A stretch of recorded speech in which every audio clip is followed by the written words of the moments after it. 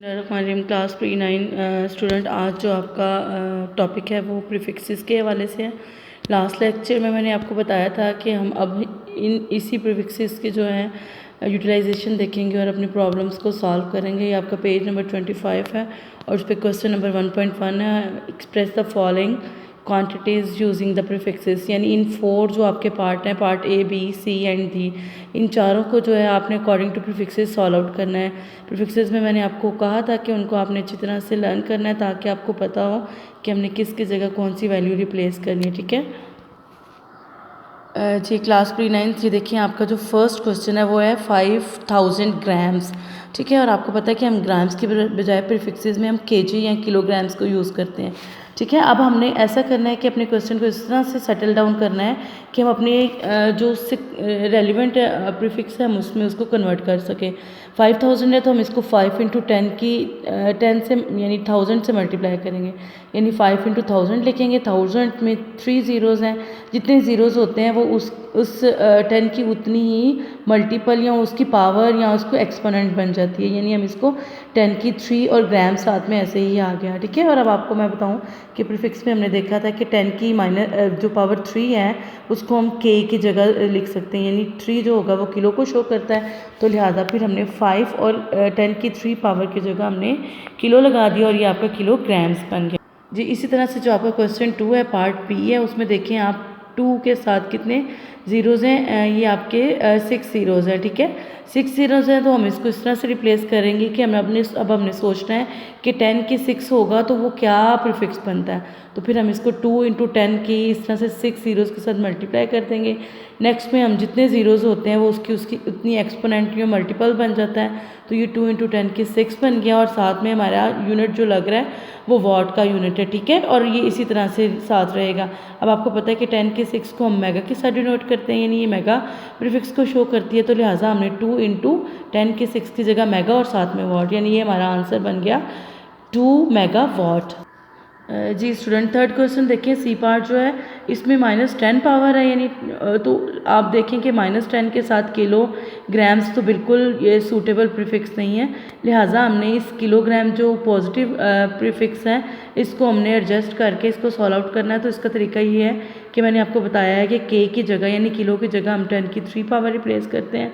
जब हमने 10 की 3 पावर रिप्लेस कर दी उसके बाद आपको ये मैं बताऊंगी कि जब मल्टीप्लाई में एक्सपोनेंट्स होती हैं, पावर्स होती हैं, तो आपस में क्या हो जाती हैं, प्लस हो जाती हैं। लेकिन अगर यही एक्सपोनेंट या पावर डिवाइड में होती हैं तो ये ऊपर अगर आ जाती हैं आपकी डिनोमिनेटर से ऊपर वैल्यू आती है तो वो सब्ट्रैक्ट करते हैं। ठीक है, यानी साइन चेंज हो जाता है। तो मल्टीप्लाई में सेम सिंबल के साथ हमने उसको ऐड कर लिया, यानी 52 × 10 -10 और के की जगह जो हमने 10 की 3 वैल्यू थी, दोनों पावर्स को हमने क्या किया, एक्सपोनेंट एक दफ़ा लिया, यानी बेस हमने एक दफ़ा ली और पावर्स जो थी दोनों की हमने प्लस कर ली, यानी -10 + 3 कर दिया।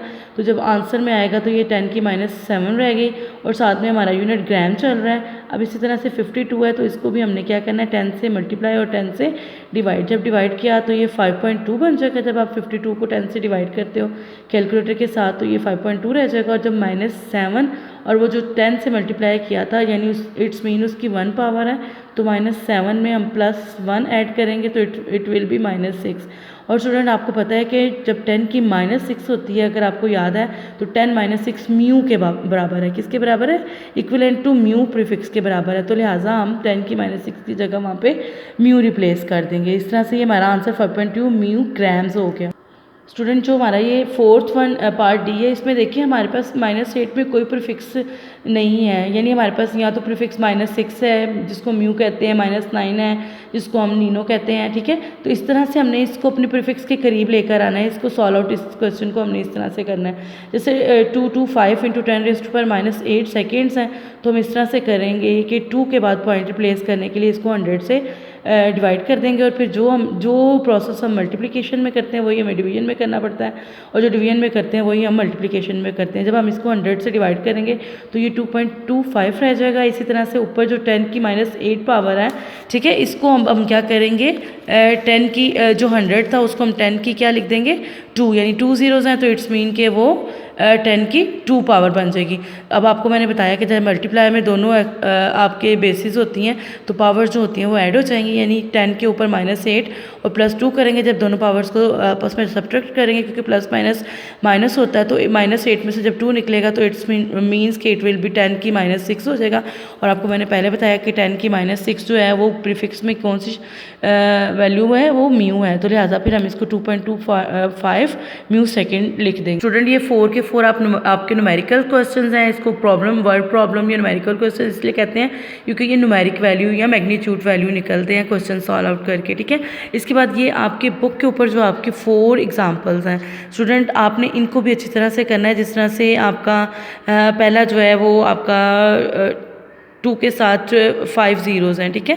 तो 5 ज़ीरोज़ हैं, इसको आप मीटर पर सेकंड्स के साथ ही अपना यूनिट रखेंगे। तो 10 की 3 इसलिए बनाया कि हम उसको किलो के अंदर किलोमीटर पर सेकंड में हम प्रीफिक्स लगा सकते हैं, ठीक है। लेकिन जो नेक्स्ट क्वेश्चन है उसमें देखें आप 3 और 2 5 ज़ीरोज़ आ रहे हैं, यानी 48 के साथ 50 वॉट्स में है। तो हम भी इसको किस तरह से करेंगे, इसको आप किलो के साथ भी कर सकते हैं, यानी 4800 को लहदा रहने दें और 10 की 3 करके हम इसको किलो वॉट कर दें। लेकिन इसको सेकेंडली हम इस तरह से भी कर सकते हैं कि हम आप इसको 4.8 करके और 3 और 3 6 वैल्यूज़ के साथ इसको हम 10 की 6 लिख लें, और जब 10 की 6 होगी तो हम उसको मेगा के साथ लिख के मेगावाट की सूरत में लिख सकते हैं, ठीक है। इसी तरह से जैसे आपका नेक्स्ट क्वेश्चन है, ये नेक्स्ट एग्जांपल्स भी आप देख लें कि 3 और 3 6 और 3 आपकी टोटल 9 वैल्यूज़ बन रही हैं। तो हम इसको 10 की 9 वैल्यूज़ की सूरत में भी लिख सकते हैं और 10 की 6 लिखेंगे तो ये मेगा बन जाए।